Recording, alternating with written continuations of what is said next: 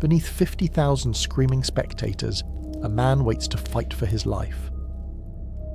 In the world's greatest empire, few fates were as strange as that of the gladiator, a slave who could become a celebrity, a condemned man who could win fortune and fame, a prisoner whose survival depended on his ability to entertain. This is the story of what it truly meant to live and die on the sand. Not the Hollywood myth of constant bloodshed, but the reality.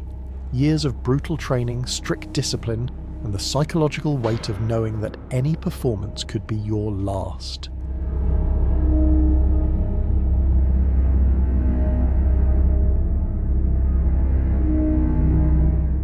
We will follow one man's journey from chains to the arena floor. He sits in darkness beneath the amphitheatre, the roar of the crowd shaking dust from the ceiling above. His equipment lies ready: helmet, shield, sword, armour, each piece inspected and approved by arena officials. Attendants move through the underground corridors, oiling fighters' skin and checking their bindings. When his turn comes, he will climb toward the light and face whatever opponent awaits. But this moment began years earlier. Most gladiators did not choose their fate. They came from the empire's margins, prisoners of war, condemned criminals, slaves sold for their physical potential. At markets across the Roman world, traders displayed men for buyers seeking fighters. Trainers examined captives like livestock, testing their strength, checking their teeth, measuring their reach. Those selected were led through city streets to the high-walled training schools where they would be transformed. These schools were part prison, part military academy. Behind their iron gates, men who had been farmers, soldiers, or craftsmen would learn to become something else entirely. Professional performers in Rome's most dangerous spectacle. The training school was designed to contain dangerous men. High walls without lower windows, iron-studded gates, guards at every exit. Yet within these walls, slaves were treated as valuable investments. A gladiator who died in training was money wasted. So the schools provided structure, discipline, and purpose to men who had lost everything else. Every new arrival underwent the same ritual. They swore an oath, one of the most binding in Roman society, agreeing to be burned, bound, beaten, and killed by iron. This oath transformed them legally. They were no longer ordinary slaves, but gladiators, members of a despised yet fascinating profession. Many received a permanent mark on their arm, identifying them as property of the school. Training began immediately. Each recruit was given a wooden practice sword, deliberately heavier than the real weapons they would eventually use. The logic was simple: train with heavy equipment, and the actual sword would feel light in combat. Wicker shields taught blocking before expensive metal ones were risked. Days followed a rigid pattern. Dawn assembly, warm-up exercises performed in unison like soldiers, then hours at the wooden posts, striking the same target thousands of times until the movements became instinct. Trainers watched constantly. These were often former gladiators themselves, men who had survived long enough to earn their freedom and now passed their knowledge to the next generation. The real education came in paired sparring. Here, recruits learned that technique mattered more than strength. A smaller man with better footwork could defeat a larger opponent. Trainers corrected grips, adjusted stances, demanded repetition. They were building muscle memory that would function when fear and exhaustion clouded thought. Every movement drilled in this yard might someday mean the difference between life and death. The diet of a gladiator was carefully controlled, not for pleasure, but for performance. They ate mostly barley porridge and beans, a combination Romans considered fit for animals, but which built the layers of flesh and fat that could absorb blows in combat. This heavy diet earned them a nickname among the common people: barley men. They ate together in communal halls, watched even at mealtimes by the school's staff. Training was not one-size-fits-all. The Romans understood that different body types suited different fighting styles. Taller men with long reach might train with the net and trident, using distance and entanglement as their weapons. Shorter, stockier fighters often learned the heavy shield techniques, turning their lower centre of gravity into an advantage.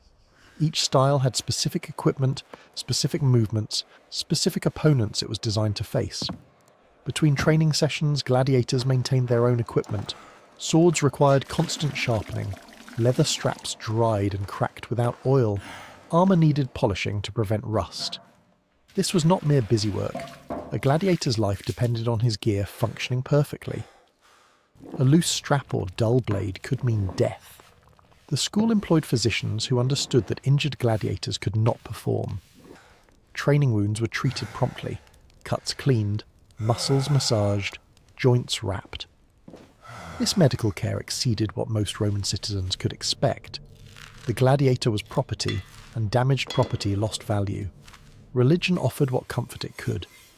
Every school had its small shrine where fighters left offerings before statues of gods, protectors of travellers, guardians of fate. Some left personal tokens, small objects carried from their former lives. These moments of private ritual were perhaps the only true freedom gladiators possessed. A few seconds to remember who they had been before the walls closed around them. The gladiator was both prisoner and celebrity. Outside the walls, Roman society officially despised them. They could not vote, hold office, or be buried in sacred ground. Yet that same society was obsessed with them. Fans gathered at training school gates hoping to glimpse their favourites. Women of all social classes were known to pursue gladiators as lovers, passing tokens and messages through the bars. Some fighters became famous across the empire, their names scratched as graffiti on walls from Britain to Egypt. The night before combat, gladiators received what the Romans called the free meal, a lavish feast open to public viewing. Rich foods, wine, entertainment, all provided so spectators could observe the fighters who might die tomorrow. Some ate heartily, others could not touch the food. For many it was the finest meal of their lives. For some, it would be the last. On fight day, the atmosphere in the school transformed. The usual rhythm of training gave way to quiet preparation. Equipment that had been maintained for months was now fitted for actual combat. Real swords, not wooden practice weapons. Attendants oiled skin so opponents could not grip easily. Every strap was checked twice. Then came the procession through the city streets.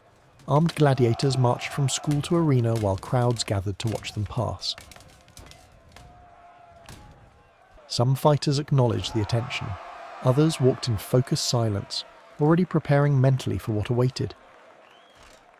The route ended at the greatest arena ever built, a structure that could hold 50,000 spectators, with underground chambers as complex as the spectacle above.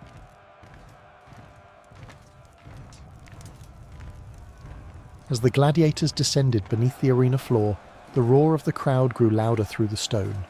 The games had already begun. Soon it would be their turn. Beneath the sand, the gladiator waited as others fought and the crowd thundered above. Then his gate rose.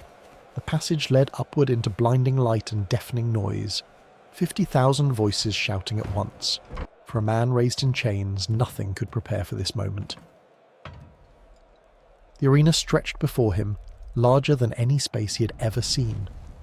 The great amphitheatre was Rome's largest public building, a statement of imperial power made physical. 4 stories of arched seating, organised spectators by social class, from senators in the front rows to slaves standing at the very top. Coloured awnings protected the crowd from the sun. Every seat was filled. Across the sand stood his opponent, a fighter trained in a completely different style. Where the gladiator relied on heavy armour and direct assault, his opponent used speed and entanglement, hoping to tangle his victim in a weighted net before striking with the trident. These mismatched pairings were deliberate. Romans believed evenly matched fights produced boring standoffs. Contrasting styles created drama. What followed was not the wild brawling of legend. Gladiatorial combat was technical, strategic, more like a violent chess match than a street fight. Both men had spent years learning to read an opponent's movements, to conserve energy, to wait for the single mistake that could end everything. The crowd understood the subtleties, cheering skilled manoeuvres. When one fighter fell, custom demanded he appeal to the game's sponsor for judgment. Hollywood invented the thumbs down gesture. Real Romans used different signals whose exact meanings are still debated. The sponsor read the crowd's mood and decided. Many defeated gladiators survived. They were expensive to train and fans wanted rematches. Our gladiator walked off the sand alive. Tomorrow, training would resume.